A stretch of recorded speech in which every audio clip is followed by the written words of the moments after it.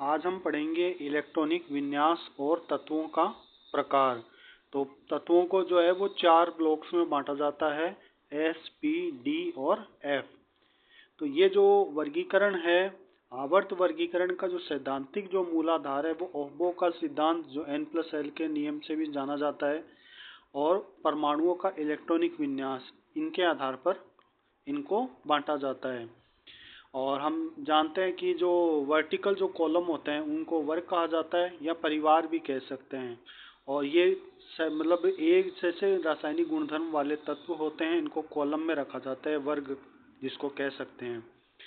और इन तत्वों का जो बाह्यतम कोश जो होता है उसमें इलेक्ट्रॉन की संख्या और वितरण जो है वो सेम होता है। तो इन तत्वों का विभाजन जो है वो चार blocks S, P, D, F में होता है। और जिसका अंतिम इलेक्ट्रॉन एस में जाएगा वो एस ब्लॉक का तत्व, पी में जाएगा वो पी ब्लॉक का, डी में जाएगा तो वो डी ब्लॉक, और एफ में जाएगा तो वो एफ ब्लॉक का तत्व कहलाता है।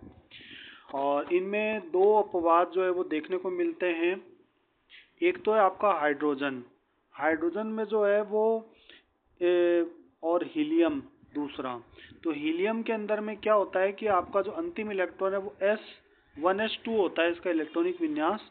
तो अंतिम जो इलेक्ट्रॉन है वो S में जाता है, पर इसको P ब्लॉक के अंदर में रखा जाता है, क्योंकि इसका इसका जो इलेक्ट्रॉनिक विन्यास देखेंगे तो 1s2 है हीलियम का। और इसका जो इलेक्ट्रॉनिक विन्यास है वो उत्कृष्ट गैसों का जैसा है। उत्कृष्ट गैसें जो है वो 18वें वर्ग में रखी जाती है, तो इसलिए इसको हीलियम को उत्कृष्ट गैसों के साथ ही रखते हैं अपन। और दूसरा है आपका हाइड्रोजन। तो इसका इलेक्ट्रॉनिक विन्यास 1s1 है। तो इसको आपको क्षारीय धातुएं जो है ना NS1 इलेक्ट्रॉनिक विन्यास वाली, उनके साथ रखा जाना चाहिए। और परंतु इसका आप व्यवहार जो देखोगे वो हेलोजन परिवार के भांति भी मतलब होता है हाइड्रोजन का। तो इस तरीके से इसको सबसे ऊपर अलग ही रख दिया चाहिए, ताकि वो ज़्यादा बेटर रहता है, क्योंकि इसके जो गुण है वो एस से भी पूरी तरह से मेल नहीं खाते। तो इसको मिड में रख देते हैं आवर्त सारणी के अंदर में। तो इस तरीके से ये दो जो है अपवाद है, हाइड्रोजन और हीलियम। फिर आगे हम बात करेंगे एस ब्लॉक के तत्व। तो एस ब्लॉक के अंदर में आपको मुख्य रूप से वर्ग 1 और सेकंड जो वर्ग है वो दो वर्ग मिलेंगे आपको, क्योंकि एस में जो इलेक्ट्रॉन है वो अधिकतम दो भरे जा सकते हैं। तो एक भरा जाएगा तब तो आपको उसको कहेंगे क्षारीय धातुएं, और NH2 होगा तो क्षारीय मृदा धातुएं। तो इस तरीके से इनका इलेक्ट्रॉनिक विन्यास NS1 और NH2 होता है। और ये सभी बहुत ज़्यादा हाईली रिएक्टिव मेटल्स होती है, और इनके आयनन एंथैल्पी के मान कम होते हैं। आयनन एंथैल्पी का मान कम होने से मतलब है कि ये आसानी से इलेक्ट्रॉन रिलीज कर देगी। तो यहाँ पर आप देखते हैं सबसे पहले NS1 इलेक्ट्रॉनिक विन्यास वाले हैं आपके सामने है lithium, sodium, potassium, rubidium, caesium, francium. तो इनका आप जो संयोजकता कोश है वो देखोगे तो आप देखोगे NS1 इलेक्ट्रॉनिक विन्यास है। ठीक है, अंतिम जो इलेक्ट्रॉन है S में जाता है और एक ही इलेक्ट्रॉन जा रहा है इसमें। ठीक है, तो अत्यधिक क्रियाशील होती है। ये तो होगी आपकी क्षारीय धातुएं। फिर आ जाता है इनका एस ब्लॉक वालों का स्थान। तो इनका जो स्थान है वो आपके देखिए पीरियोडिक टेबल के अंदर में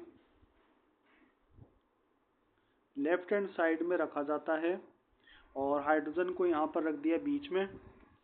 और यहाँ पर देखिए आपकी क्षारीय धातुएं lithium, sodium, potassium, rubidium, caesium, francium, और सारी मृदा धातु आपकी beryllium, magnesium, calcium, strontium, barium, radium. ठीक है, तो इस तरीके से आपके पास में ये एस ब्लॉक के जो तत्व है वो आपके सामने हैं। ठीक है, तो इनका अंतिम इलेक्ट्रॉन है वो एस उपकोष में भरा जाता है। फिर आ जाते हैं आपके, ये देखिए यहाँ पर बाह्यतम इलेक्ट्रॉन त्यागने के बाद में इनका इलेक्ट्रॉनिक विन्यास +1 हो जाता है और +2। और इनमें धात्विक लक्षण और क्रियाशीलता ऊपर से नीचे जाने पर जो है वो धात्विक लक्षण हमेशा बढ़ते हैं। ठीक है, तो ये चीज आपको ध्यान में रखनी है। और ये एस ब्लॉक के जो एलिमेंट्स है वो ज़्यादातर आयनिक होते हैं, आयनिक नेचर के होंगे। फिर आ जाता है आपका पी ब्लॉक। तो पी ब्लॉक के अंदर में आपके धातुएं भी होती है, अधातुएं भी होती है और उप धातुएं भी होती है। तो काफी ज्यादा वेरिएशन देखने को मिलता है पी ब्लॉक के अंदर में। इसमें देखो आपके यहाँ पर देखिए वर्ग 13 से लेकर के वर्ग 18 तक जो है वो सभी जो तत्व है वो क्या होते हैं, पी ब्लॉक के तत्व कहलाते हैं। तो इसको अपन देखेंगे यहाँ आवर्त सारणी में भी। ये जो साइड वाले जो है ना 13 से लेकर 18 तक ये सारे पी ब्लॉक के एलिमेंट्स कहलाते हैं। और इधर जो है वो एस ब्लॉक के आपके। तो पी ब्लॉक जो है इसके अंदर में आपको पी और एस ब्लॉक को एक साथ मिलाकर के क्या कहते हैं, निरूपक तत्व और मुख्य वर्ग के तत्व, मेन ग्रुप एलिमेंट्स भी कहा जाता है। इनका जो इलेक्ट्रॉनिक विन्यास है वो आपके पास में NH2 NP1 से लेकर NH2 NP6 तक होता है। और NH2 NP6 है वो उत्कृष्ट गैसों को 18 वर्ग को प्रदर्शित करता है। उत्कृष्ट गैसों के संयोजी कोष पूरे भरे हुए होते हैं, तो उनकी जो व्यवस्था है उसको इलेक्ट्रॉनों का आदान प्रदान बहुत ही मुश्किल से होता है, उनके अंदर में बहुत कम देखने को मिलता है। 70वें वर्ग के अंदर में जो होते हैं उनको आप क्या कहते हो, हेलोजन। ये रहा हेलोजन। और 16वें वर्ग को चालकोजन कहते हैं। इनके अंदर में जो नेगेटिव इलेक्ट्रॉन गेन एंथैल्पी है वो उच्च पाई जाती है और ये आसानी से एक या दो इलेक्ट्रॉन ग्रहण करके उत्कृष्ट गैस का जैसा विन्यास अपना बना लेते हैं। आवर्त के अंदर में बाईं से दाईं ओर जाने पर तत्वों के अधात्विक लक्षणों में वृद्धि होती है और ऊपर से नीचे जाने पर क्या होती है, धात्विक गुणों में वृद्धि होती है। तो आप बाएं से दाएं जाओगे तो अधात्विक जो गुण है वो बढ़ते हैं। तो ये चीज आपको ध्यान में रखनी पड़ेगी।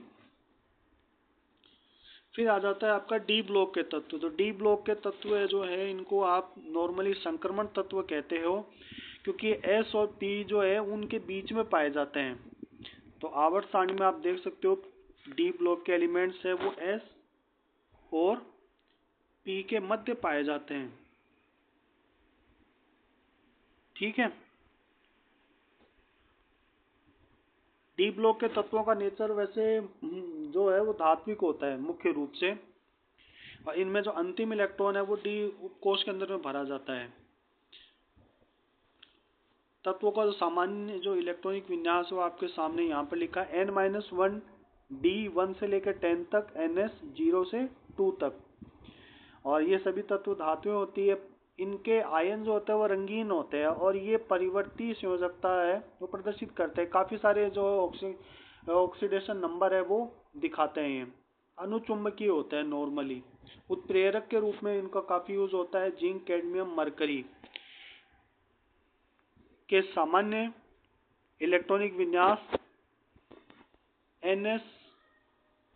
n-1 D10 NH2 होते हुए भी ये धातुएं संक्रमण धातुओं के जैसे गुणों को प्रदर्शित नहीं करती। तो ये डी ब्लॉक के तत्व तो हैं परंतु संक्रमण धातुएं नहीं कह सकते इनको, क्योंकि इनका जो नेचर है वो बहुत सारे जो गुण है वो संक्रमण धातुओं जैसे नहीं होते हैं। और ये एस और पी जो है इनके बीच के जो है वो सेतु का कार्य करते हैं डी ब्लॉक वाले।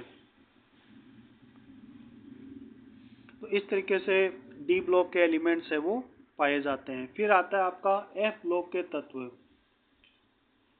तो एफ ब्लॉक के तत्व को आप नॉर्मली क्या कहते हो, आंतरिक संक्रमण तत्व। तो डी ब्लॉक को तो संक्रमण तत्व कहते हैं, एफ ब्लॉक को आंतरिक संक्रमण तत्व। तो इनको दो सीरीज होती है इनमें। एक तो होती है लेंथेनम के बाद वाली लेंथेनाइड सीरीज जो सीरियम से शुरू होके आपके 72 नंबर लुटेशियम तक जाती है, और एक एक्टिनाइड सीरीज जो आपकी थोरियम से लेकर के लॉरेंशियम तक जाती है 103 तक। तो इन तत्वों की पहचान का जो सामान्य इलेक्ट्रॉनिक विन्यास है वो n-2 F1 से लेके 14 n-1 D0 और 1 NS2, ये इसका सामान्य इलेक्ट्रॉनिक विन्यास है जो आपको ध्यान होना चाहिए। अंतिम इलेक्ट्रॉन है वो F उपकोष में भरा जाएगा और ये सभी क्या होते हैं, धातुएं होती है। इनके जो गुण होते हैं, प्रत्येक श्रेणी में जो तत्वों के गुण है वो लगभग समान होते हैं, एक जैसे लगभग। और इनकी जो एक्टिनाइड जो सीरीज है, एक्टिनाइड जो है उनका जो ऑक्सीकरण अवस्थाओं के फलस्वरूप जो है, संभावित जो ऑक्सीकरण अवस्था के फलस्वरूप इन तत्वों का रसायन लेंथेनाइड की तुलना में अधिक जटिल होता है। एक्टिनाइड्स जो श्रेणी के तत्व है वो रेडियो एक्टिव होते हैं, और एक्टिनाइड जो तत्व है उनका जो न्यूक्लियर जो अभिक्रियाएं हैं उनके अंदर में नैनोग्राम्स के अंदर में या बहुत कम मात्रा के अंदर में यूज होता है। यूरेनियम जो 92 नंबर पर, उसके बाद वाले तत्वों को परा यूरेनियम तत्व कहा जाता है। तो इस तरीके से आपके पास में SPDF ब्लॉक के जो तत्व हैं उनका एक जनरल इंट्रोडक्शन है, मोटा मोटी रूप से ये जो है वो आपको विवरण दिया गया है।